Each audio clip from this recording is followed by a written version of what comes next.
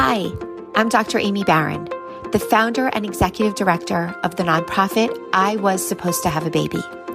On this podcast, I invite different people to join me in conversations about infertility, pregnancy loss, infant loss, surrogacy, adoption, and so much more. We laugh, we cry, and we challenge the Jewish community to think differently about a topic that has been shrouded in secrecy and shame for so long. So join me as we talk away the taboo. So I don't know if you guys know this, but all of I Was Supposed to Have a Baby is actually powered by you. So this is my one time of year where I reach out and say, if our work has helped you feel less alone, if we've given you the words when you had none, I'm asking, please consider donating to our annual campaign. Right now, between July 24th and August 1st, we run our annual fundraiser, and every single gift supports Jewish individuals and families facing infertility, loss, and all kinds of reproductive issues. And we do this by holding them and caring for them. Every single dollar makes a difference. So please make a donation now. You can donate at iwassupposedtohaveababy.org. Thank you so much for being a part of this. We can't do this without you. This episode is dedicated by a couple who is waiting on test results from their embryo biopsy. They're in that awful 2-week wait, that terrible limbo space, the in-between, the horribleness. So please join us in praying for good news for Yosef ben Tzipora and Elisheva bas Bracha. Yosef and Elisheva, we're thinking of you. If you'd like to sponsor a future episode, you can donate at www.iwsthab.org. Let's get into it.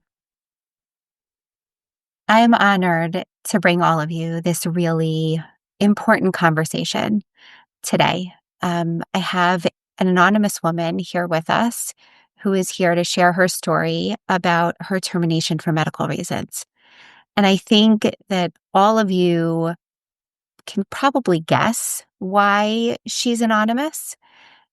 The reality is that terminations are a fraught topic in America in today's day and age. And also they're a topic, they're a procedure, I should say, that can be filled with a lot of doubt, potentially guilt or shame. And we're going to explore some of those pieces here today. But I want to introduce all of you to our amazingly brave person. Say hello. Hi. Thanks for having me on the podcast. I really appreciate everything that you and everybody at I Was Supposed to Have a Baby does, and just allowing stories like mine to be told. And I hope that by sharing my story, I can at least make one person who has gone through what I've gone through feel a little less alone. That's exactly why we do everything that we do. Exactly why. It's about making people feel less alone, and also for the general broader community, for people to know that so many of the people just walking around in our lives carry these stories deep within them, and that we just have to try to be kind and sensitive to everyone we meet, because we just never know. Okay, so let's start from the beginning. Like I always like to start with people. Can you give us a little bit about who you are? I mean, obviously keeping the anonymous piece anonymous, but give us just a little bit about your background, who you are, maybe like generally speaking, what part of the country you're from, where you met your husband. Like, just give us a little bit of framing so people can get a sense of who you are. Sure. I grew up in New York. No, I grew up not necessarily with a specific denomination of Judaism, but definitely cultural, spiritual. I've always had my own special relationship with Judaism, and a lot of my friends and the people I surround myself with are Jewish, and it's just always been a very important part of my life, which is funny because the people I dated didn't always line up with that. I dated a lot of different kinds of people, and I think towards the time where I started dating pretty seriously, I realized I wanted a partner who was Jewish because, you know, I wanted specifically to raise children that were Jewish and have those same shared values and customs and something that we could share and pass on. Um, and so that's when I truly began my search, and I I found my husband on OkCupid. Amazing. Oh my Yeah, gosh, that's amazing. That's yeah. amazing. I was probably on every different dating website you could be on. I dated Oh yeah, probably every that's Jewish awesome. guy in the tri-state area, and we matched, and the rest was history. I think right away we both knew that, family was something that was very important to us. Kids were something that was definitely a future that we wanted for ourselves. And yeah, I think by the first date, we kind of just knew that this was the person that we were looking for. Um, I think we had a joke early on in dating that anytime we were talking about like an engagement or marriage or kids, and you know, we we didn't grow up necessarily in an Orthodox background, so something like that being talked about like 1 month into dating seemed, "Oh, that's too soon," but we both knew we were on the same page, and so we would joke and be like, "Oh, that's a red flag that we're talking about that," but it was always a joke, and, we got married, right before a few months before the pandemic, and we always said we wanted to be married and for a couple years and then try to start a family. And so when the pandemic happened, it kind of put that on pause for a little bit. But then we kind of chose a time to begin, and we were having a lot of trouble um, for various medical reasons on my own part and on his part. Um, but I should back up and say that we did do genetic testing before we started trying, um, which I think is a really important part of the story, that it was even on my radar. Yeah. Yeah, say more about that, and also, if you could, just to give people a little bit of a framing, how old were you when you and your husband got married? How old were the 2 of you? Yeah, so we're about the same age. So when we got married, I think we were like 26, 27. Um, and so this was a few years later. We did genetic testing about, I would say, a year before we started trying. Um, it was something that was on my radar because my mom always, I think it was just like a very big thing when she got married, right? It was everybody was talking about Tay-Sachs. Yep. And that was kind of just like the big one that everybody knew about in the Jewish community. And so she always said to me, when you get married, just just get tested for Tay-Sachs. That was just kind of period, and that's the only thing that's on your radar. Um, and I saw the company J Screen was having a promotion for their genetic testing, and I figured, you know what? What does it hurt? It's you spit in a cup and it's done, right? Like we might as well do it. Totally. So we did it, and we were very shocked to learn that we were actually a match. We matched for a pretty rare disease called ML4, which stands for mucolipidosis type 4. And basically, it's a disease that can cause developmental delays, blindness, and usually early death. Most people, while they do make it to adulthood, it's not a very long life. So that was pretty shocking to learn. When you found that out, like, the shock, I mean, I'm hearing, yes, it was very shocking to learn, but what about it? I mean, I know the way I'm having this visceral reaction like, "Oh my God, that's a horrible thing." As a pediatrician, I have an inkling about how difficult that would be. What did they tell you about it? What were your options? So, we sat down with the genetic counselor and they were very, very kind and very clear about what our options were. First of all, they explained like just the basics of genetics, which I think was a really good refresher, just in terms of the percentage of what this means. If we were to try to have children naturally, what does that mean? And so it means there's a 25% chance that any kid that we would try to conceive naturally would have this disease. Um, Both of us were carriers and obviously didn't have this disease. Could very well be that we conceived a child that was a carrier and did not have this disease. But there's no way to know for sure unless we were doing IVF. The options they kind of gave us were adoption, uh, a donor, either an egg donor or sperm donor, or IVF. Uh, Wow. and they were pretty, I wouldn't say insistent, but they were very cautious that trying to conceive naturally would be a very risky thing.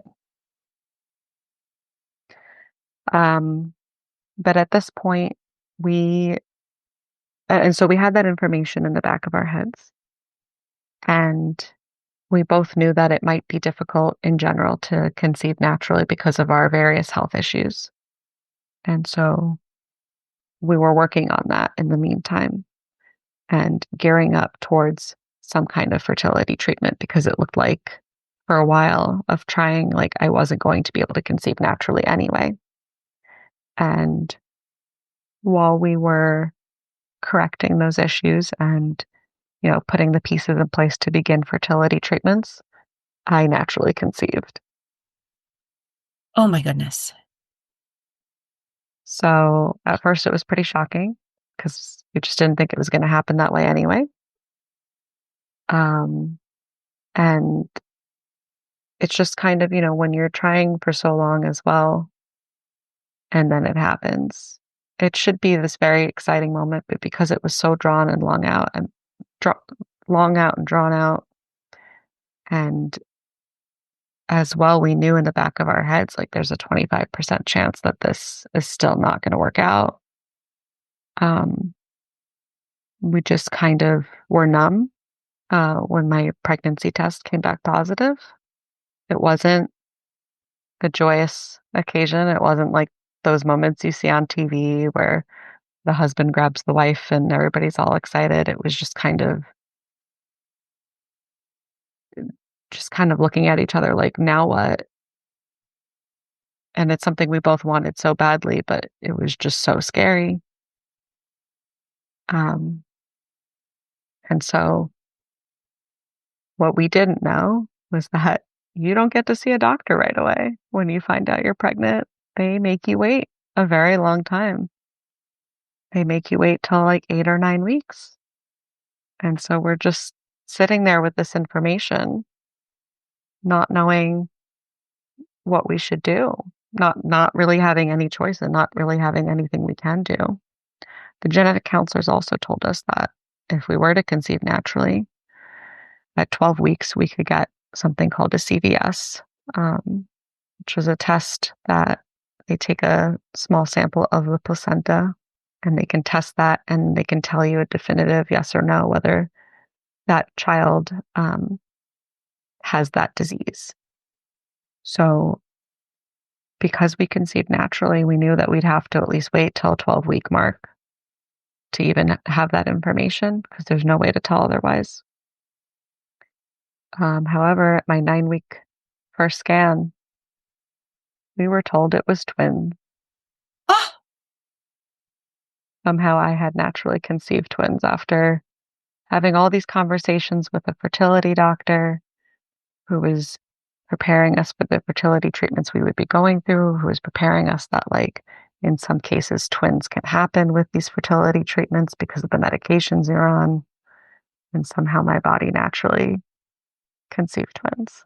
oh my goodness. Oh my goodness. So Now I'm at 9 weeks, needing to wait till 12 weeks, now knowing that there's two babies inside me that I need to get tested and Did they not knowing.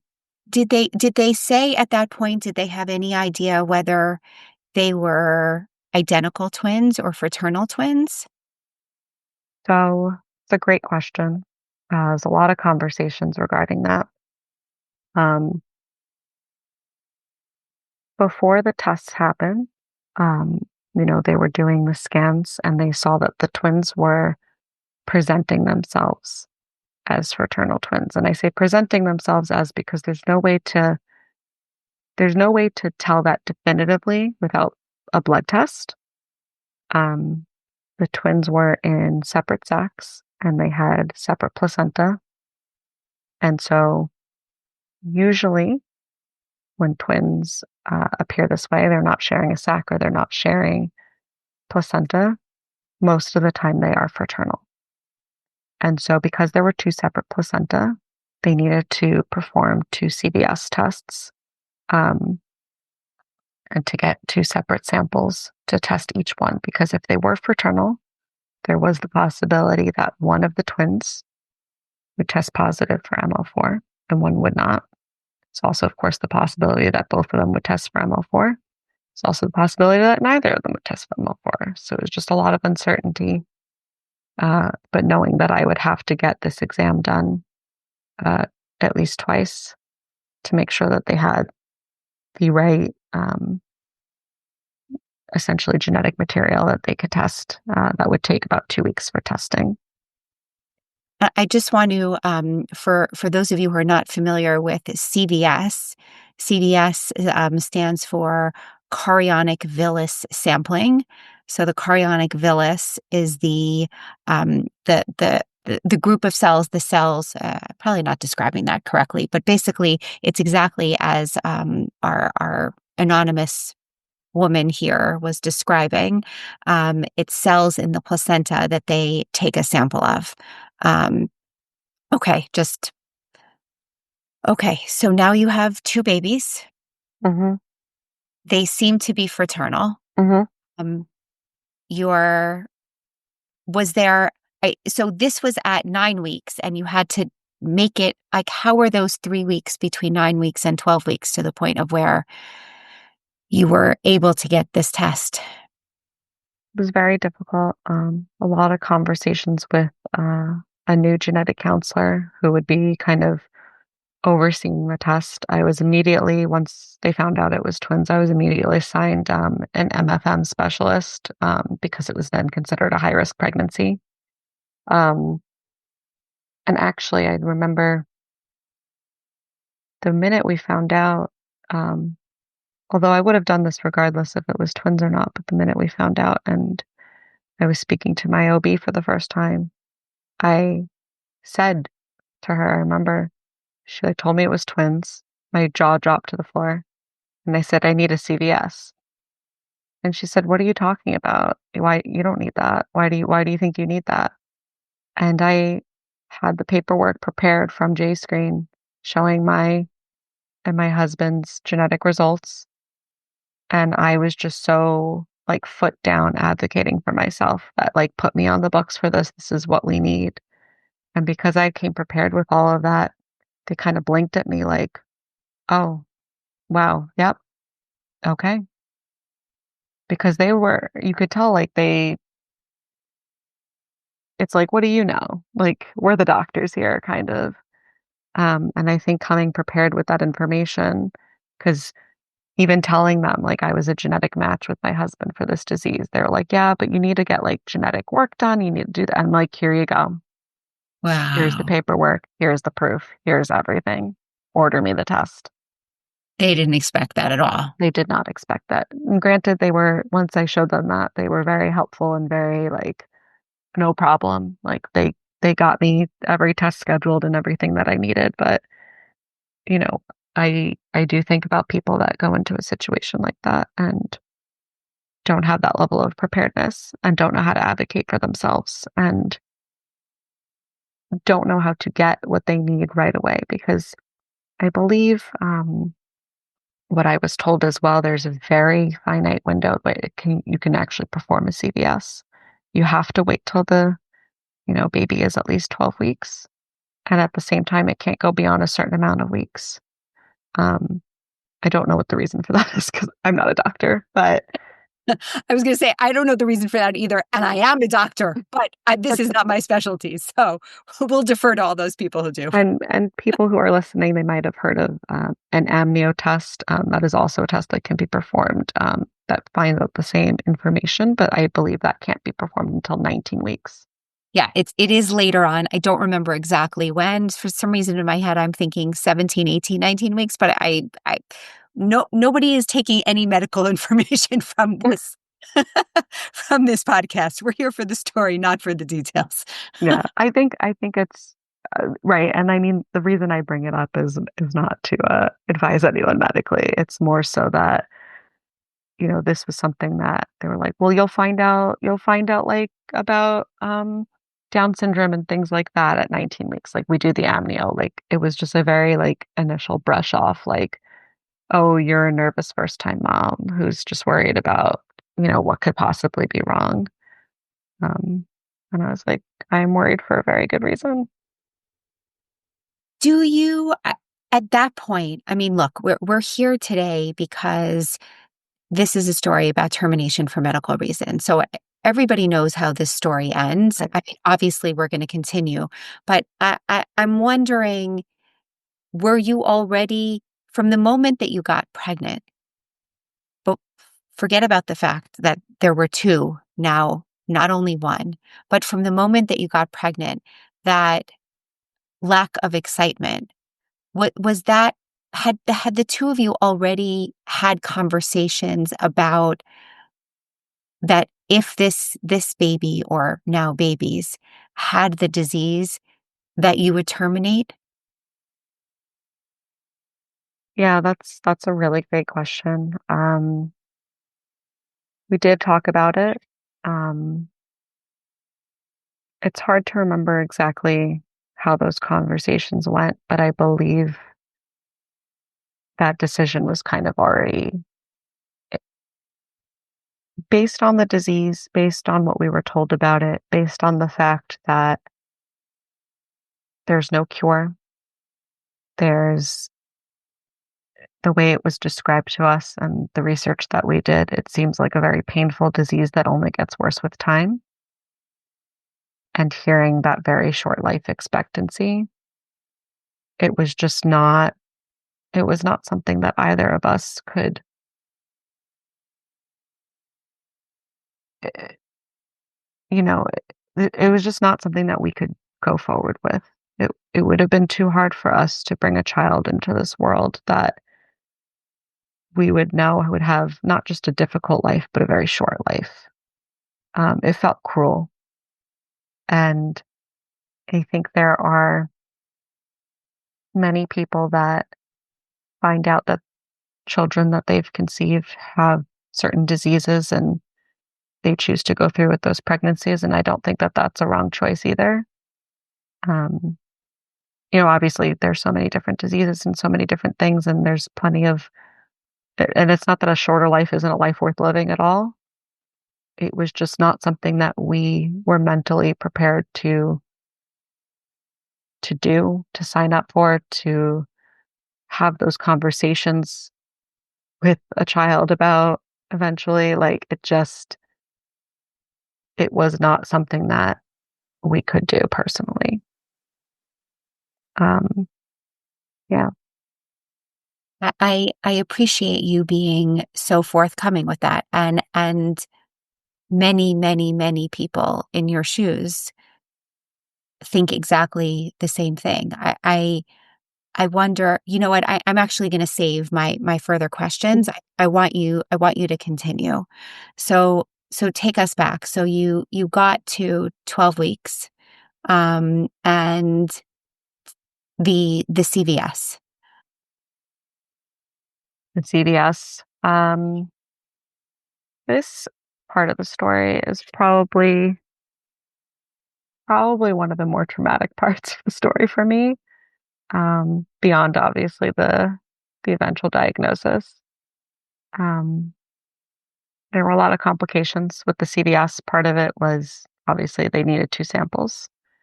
Uh, the way the placenta were just positioned in my body were very tricky and very difficult. Um, Not to drag this part out, so I'm going to kind of keep it uh, brief, unless like you have more specific questions. But what should have been two ended up turning into five different CVSs in a span of a few days. Oh my God. The first was two different samples. Um, they called me the next day telling me that one of the samples was not good and they needed me to come back in. They needed to repeat it. And they ended up needing to perform it three separate times in the same like half hour period because it was just whatever was going on, they weren't getting what they needed. So, I also just want to say for those of you who don't know about what a CVS feels like, as someone who also has had a CVS, me personally, I had two of them as well because I also had twins. Um, they're painful. mhm, yeah, it's some of the worst pain I've ever been in my life. Um, I just remember holding my husband's hand, and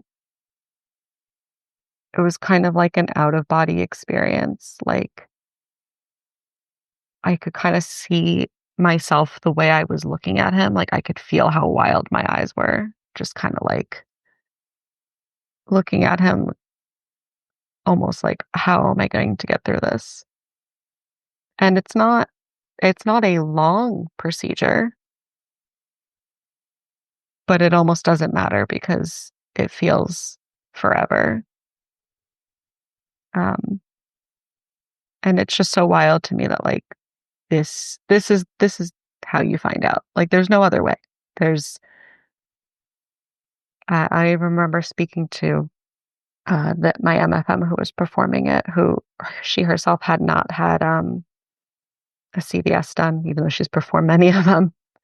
She's had many amnios done to herself, though, and she was trying to explain the differences because I remember asking, like, is it even worth it to like wait for an amnio, like if that's less painful or, but ultimately it didn't really matter because I didn't want to wait longer in case the news was bad. But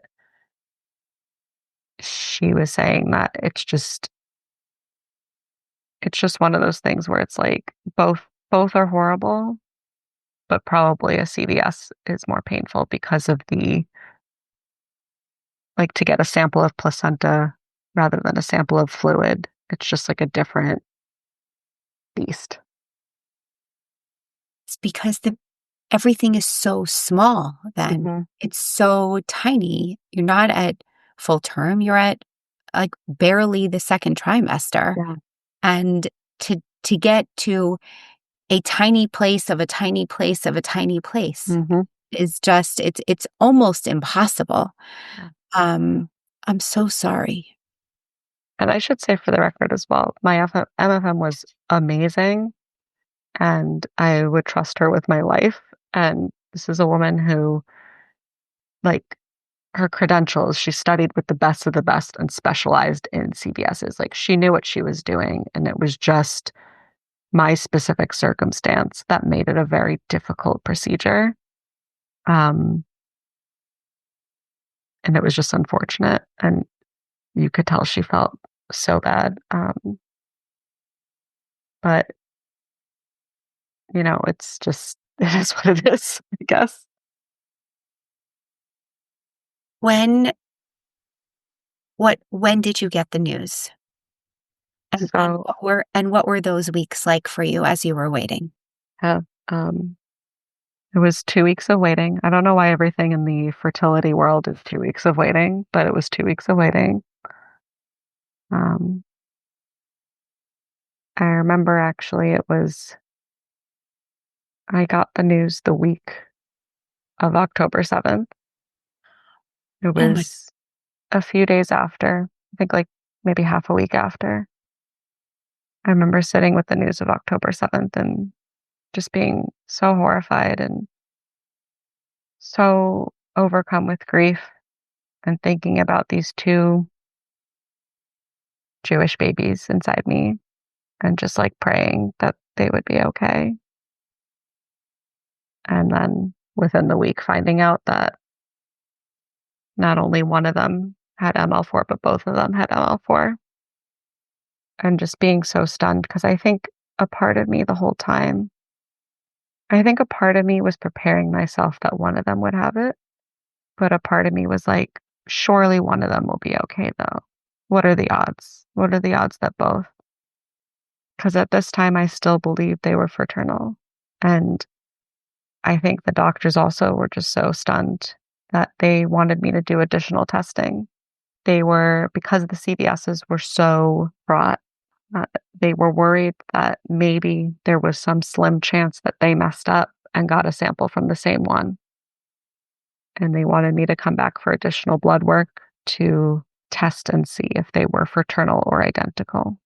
And they were very clear with me. They said, we're testing to see how many types of blood are in your bloodstream. We won't know what that means or who has what, but we're just trying to see if there's two different types, meaning you and identical twins, or three different types, meaning you and fraternal twins. And if it's fraternal, that means we have to retest because we won't know which one of the twins has it. And even so, the other one still may have it if we got the results wrong.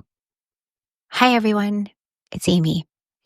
I just wanted to take a quick moment to say that if talking away the taboo means something to you, if you've listened to an episode and felt less alone, more seen, or more understood, please support us so we can continue doing this important work. Everything we offer, this podcast, our support groups, our resources, all of them are completely free. And that's intentional, actually, because we never want someone to have to choose between getting help and affording it. But truthfully, we can't do this without your help. So if you're in a position to give even just a little, it really helps keep us going. It helps someone else find the support that they need too. So please donate at iwassupposedtohaveababy.org/donate. It's really easy and it really makes a difference. And from the bottom of my heart, thank you for being part of this community. I have no words. Yeah, I didn't either at the time. I think I just completely shut down. Um, I remember calling. I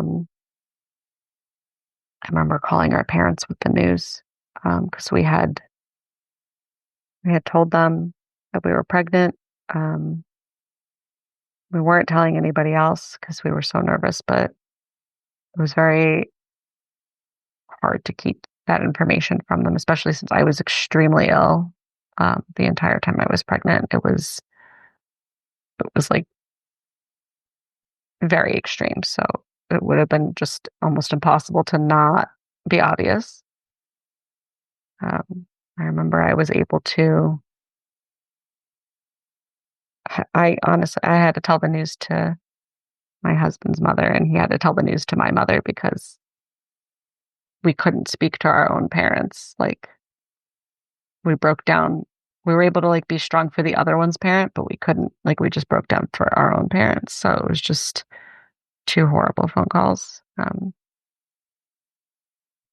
And then that proceeded with the blood work the next day and another 2 week wait because everything's in 2 weeks. Absurd.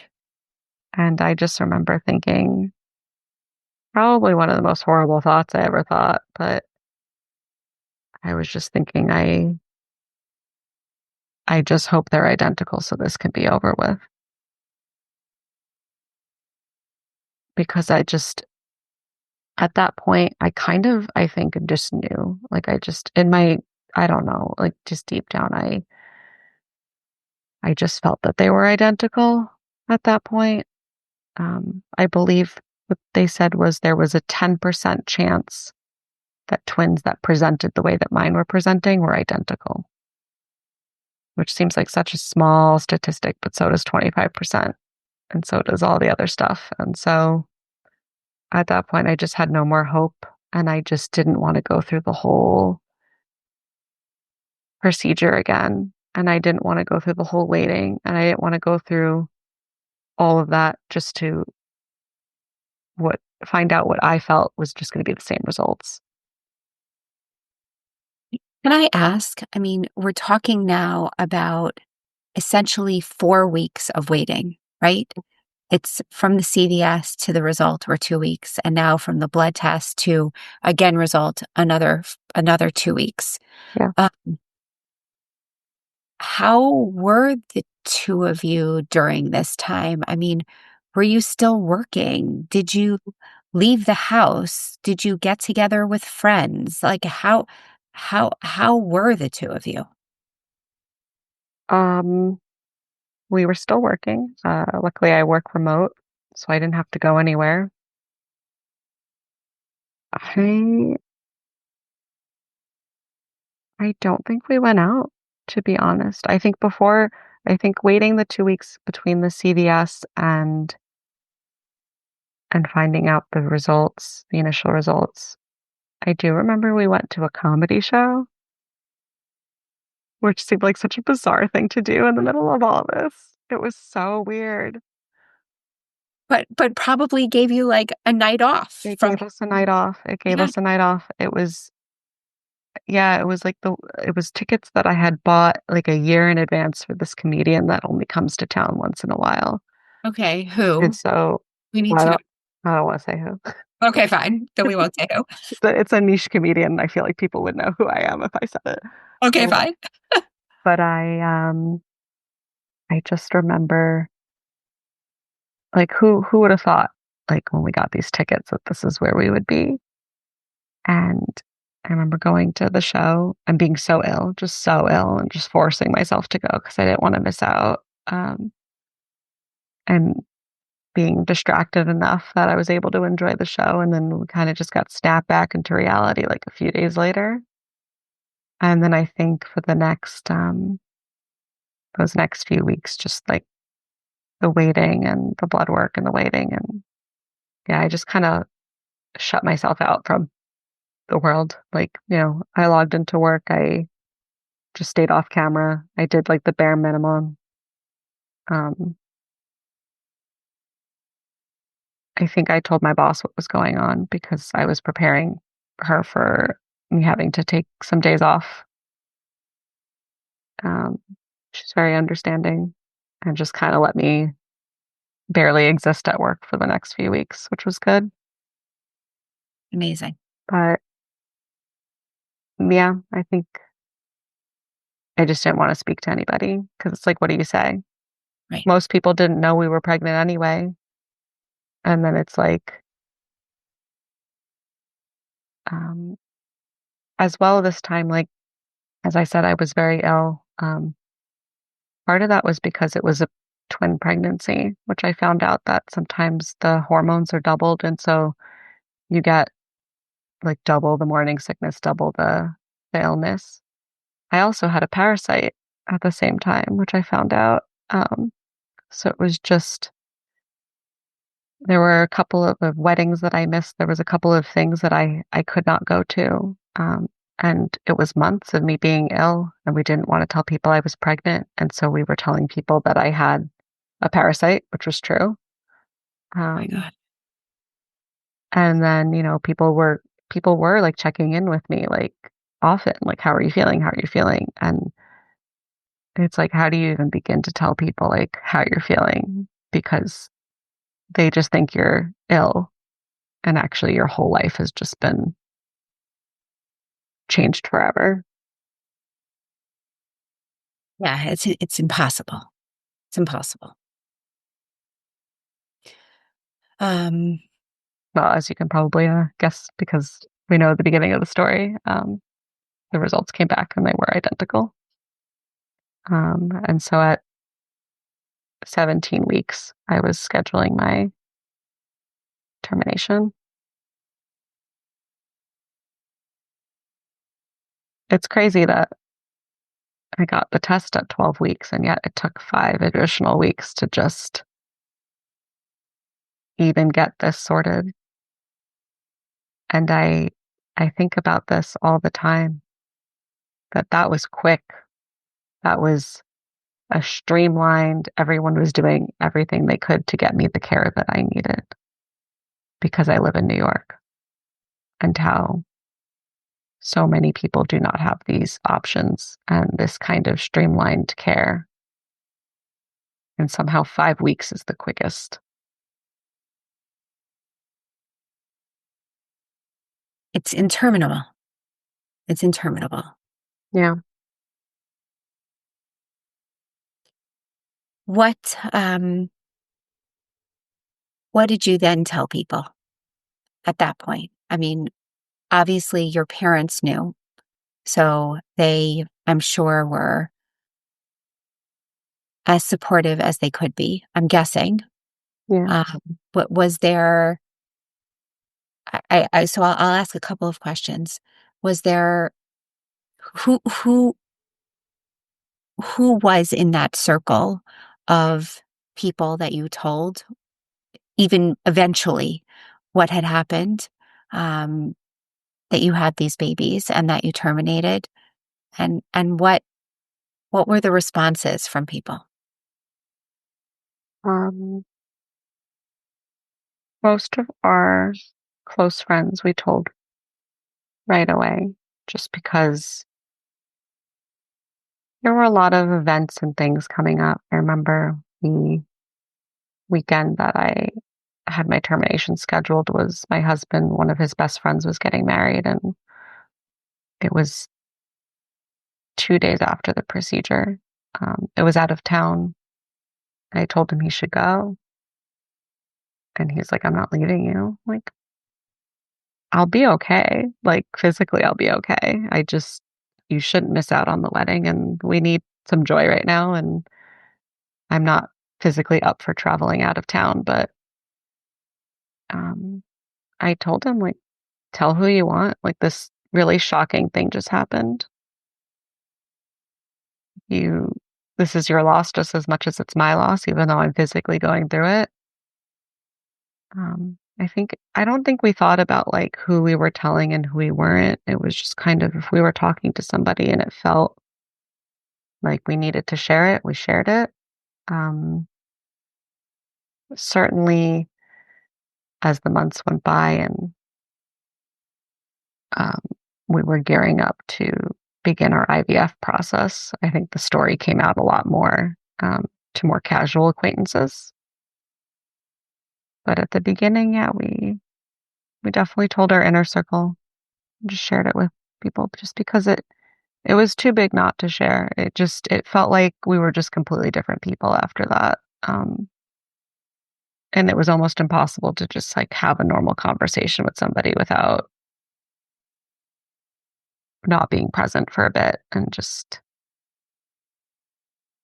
trying to get back into ourselves.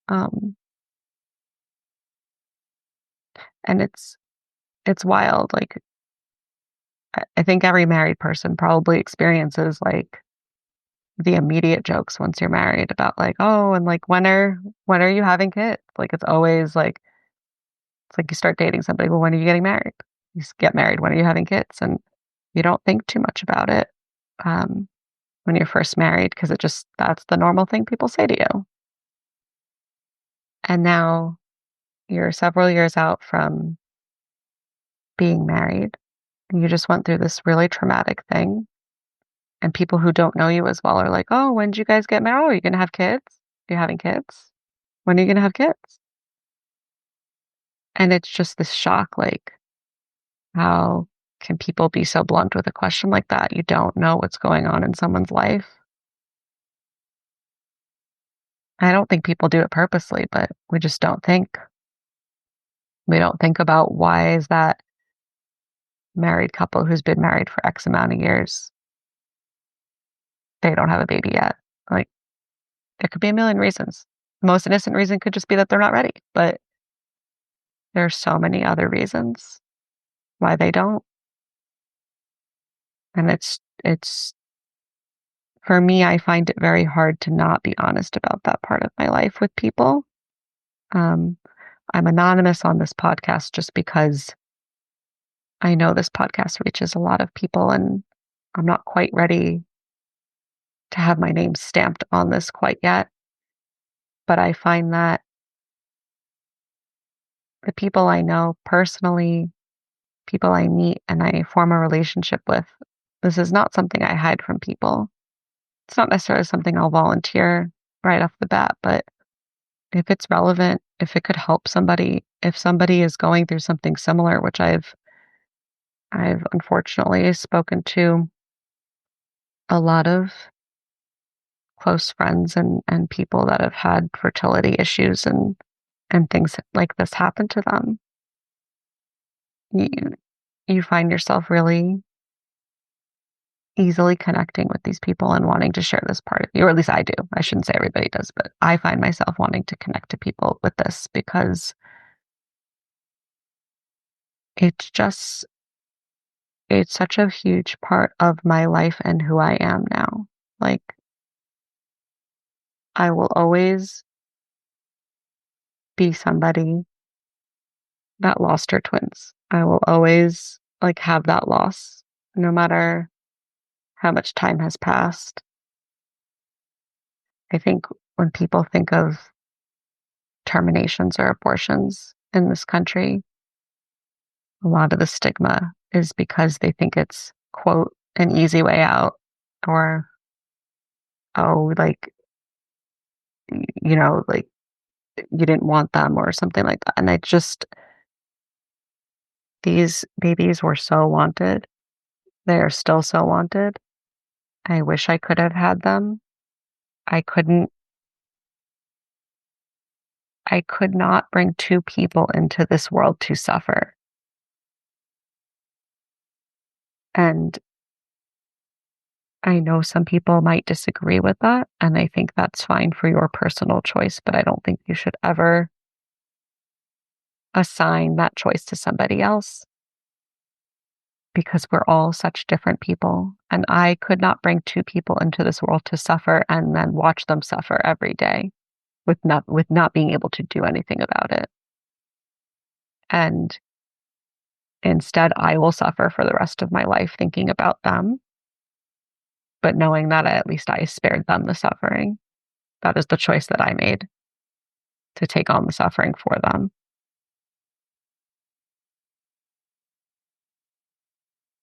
Was there ever a moment in time where you had a thought that I don't have to share all of this, that maybe I can just say, we had a miscarriage, or that maybe like their heart stopped beating. They died. Like, was there ever a point where you thought, maybe I don't need to share all of this"?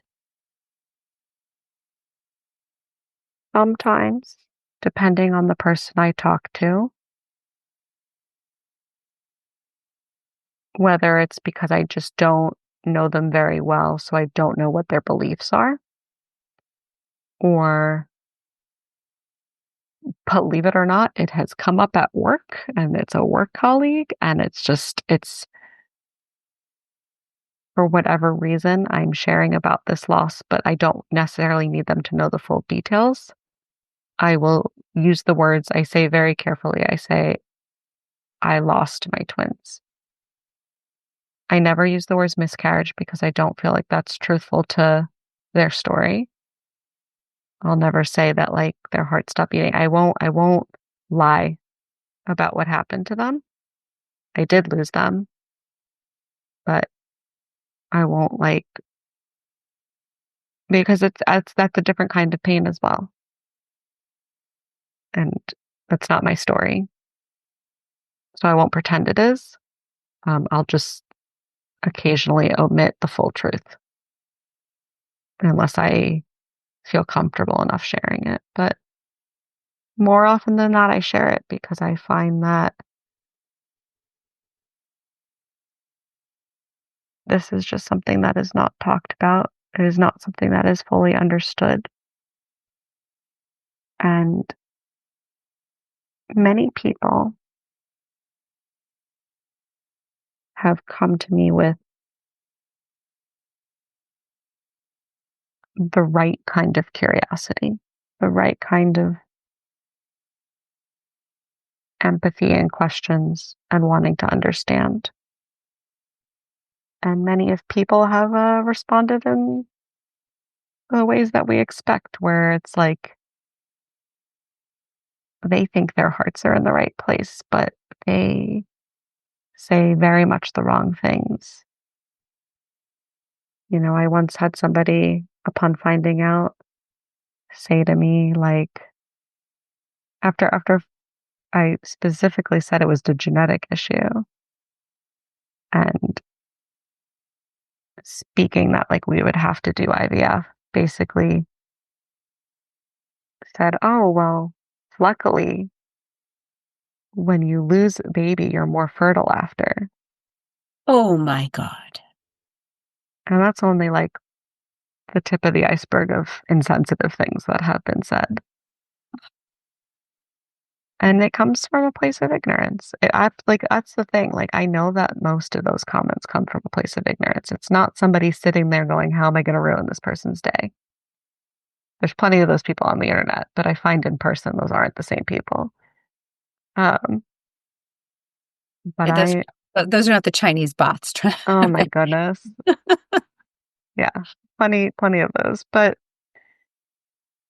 it is crazy to me sometimes how people will just say what they think is the right thing to say, or say, it just goes to show that there are so many people in this world that are blessed with being naive about how hard trying to have a baby is, and how many different obstacles and how many different hardships and how many different horrors a person can go through. And God bless them. I mean, I wouldn't wish this on anybody. I wouldn't wish this pain or knowledge on anybody. The fact that I could like walk through all of these different genetic like steps and things in my head, and I know exactly like at what step this happens and that, and like what these things are. Like, I wish I didn't know any of this, but here we are and I do. Here we are. Here we are. Um, I have so many things I want to ask, but I think maybe I'd love for you, if you're willing, to share with people the rest of the story of what happened next. Yeah. Um, well, I would say a few months after my termination, my husband and I, we kind of went right back into you know, right back into talks with our fertility doctor. We explained the situation, and we immediately started the process for IVF. And, we were told again, right, like 25% chance. Um, and that we did one round of IVF very soon after. Um, I was able to make 12 embryos. 7 out of those 12 had the disease. Oh gosh. So I don't know where the 25% comes from, but Seriously, like what on earth? so, we'd have very well-meaning family members in our life say, why would you put yourselves through IVF? Just try again. What are the chances? What are the odds that it happens again? But I don't know. Part of me felt kind of validated at that choice when I saw 7 of those embryos Seriously. have it. Um, we did not want to go through this again. We did not want to go through this. Um, and so I know you've spoken on the podcast before about the different kinds of PGTA testing versus PGTM testing. I won't get into the super specifics of that, but basically after the PGTM testing to find out if those embryo had the ML4 disease specifically, we then did PGTA testing, which was the just regular genetic panel, um, chromosomal panel, and we found out that out of the 5 that were left, only 2 were viable. So at this point, I asked my doctor, what do we do? Do we do another round of IVF? Do we hope that these work? What is the plan? She asked how many children I wanted. And at this point, even though I always pictured myself having more than one, my husband and I, we talked about it and we decided that one was all we were kind of willing to go through again. So she told us to go ahead with the transfer. I went through my transfer in the spring of last year, and then in the winter, I gave birth to a baby boy who is a carrier of ML4 because the 2 embryo that I had that were viable, none of them were without this disease as a carrier. Um, and it's a conversation I know I'm going to have with him one day. It would have been nice to have that option of eradicating this from our gene pool, but that wasn't in the cards for us. But I'm very grateful that these tests exist so that we had that option even. Um, as well, what they don't tell you is that genetic testing is still only 98% effective. And there's still always a 1% to 2% chance that that tested embryo still has the disease. So I did get another CVS with that pregnancy. Oh gosh, really? So 6 CVSs in less than half a year. But luckily that test came back and it was negative for ML4. And baby boy was very healthy and was doing very well. I've seen lots of pictures of that baby, and baby is delicious. Mhm. Yeah. And what's important as well, I think, is to say that, this, my story, it I hate to say like has a happy ending. Definitely, this is a happy ending in the sense that I have this very sweet baby, but it doesn't erase what happened to me. And I think a lot of people kind of, I found a lot of the same people that were very supportive and they still are, but it's almost like, well, now that you have this baby, what happened to you? You don't have to talk about that anymore because that's in the past. Like that's over and done with. Like it was very sad, but now this happy thing happened, so it doesn't matter anymore. But it still matters. It still matters. They were still my babies. They will always be my babies. I wish that it didn't have to be the way it had to be. But, it's something that I'll probably share with my son one day, probably not for a very long time. Um, but it will still always be a part of my story. Like when people ask, how many kids do you have? It's a very hard question to answer. Is this your first kid? People ask me that all the time. It's a very hard question to answer. And again, if it's someone I don't know very well, I just smile and I go, yeah, it's my first kid. Yeah, I have one kid. But if it's someone I know a little bit better, I will be honest and I will tell them the truth because to me, it feels wrong to erase their memory. I don't know if I'll feel the same way years from now because this is still pretty fresh in my head. This is still only last couple of years this has happened. But for now, it's important that I share that they existed because they did.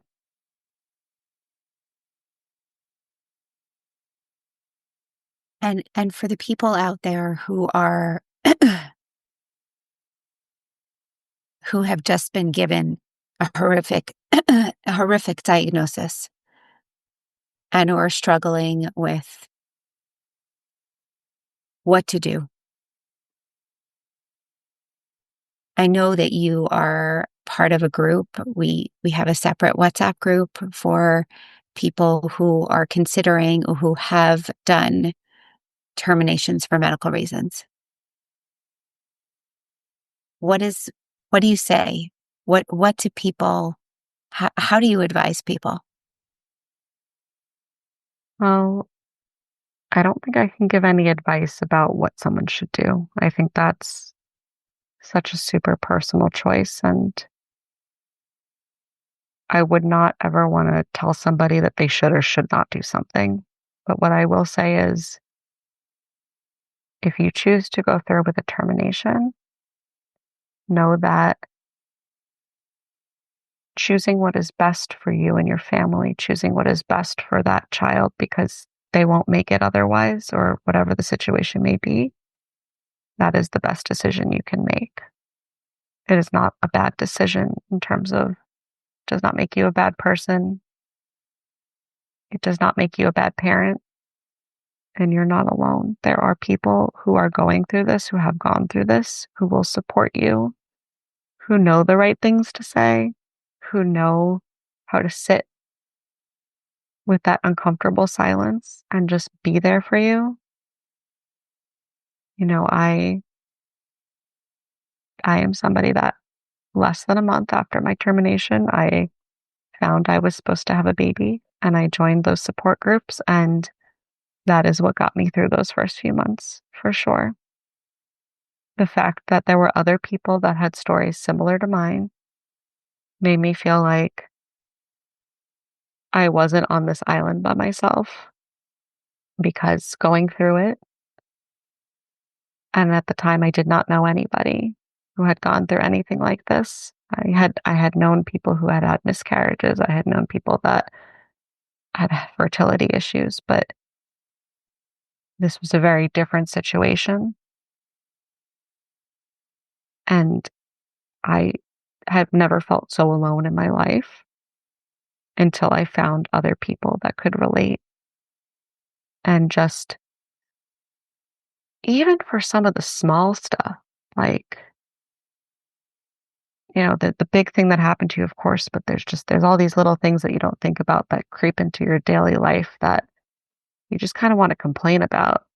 Um, for example, also, you can cut this out. I feel like I just kind of rambled, but I remember speaking to another woman in the support group who had a termination very close to mine, and we were complaining about clothing and just like, what do we wear? Because we were kind of like in between sizes. We never actually bought maternity clothes because it was too soon. But now, like, we don't fit into anything. And just being able to complain about something that felt so trivial in that moment, because who cares about clothes? We just lost our babies. Who cares about clothes? But we cared about clothes. We cared about, how do we piece ourselves back together? How do we feel normal again? Just finding a connection with someone to make it feel normal again, and being able to just like wake up the next day and wake up the next day and wake up the next day. Like, you need that, and that support is there for you. I think that's the best advice I could give, is just reach out to a group like that, reach out to somebody like that, because you don't have to go through this alone.